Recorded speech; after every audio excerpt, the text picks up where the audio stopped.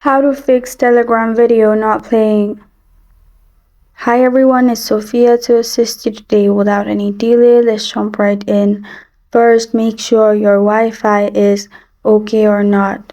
Sometimes your Wi-Fi being slow might be the problem.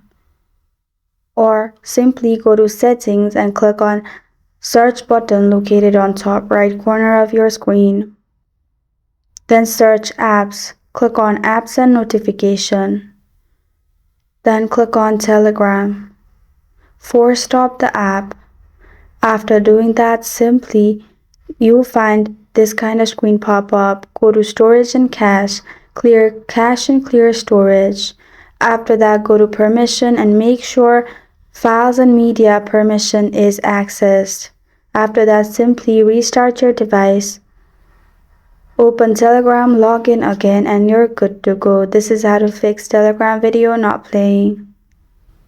Thank you for joining me today. If this video helps you out, please leave a like and subscribe for more. Got a question or want to suggest a topic? Comment below. I'm Sophia signing off until next time.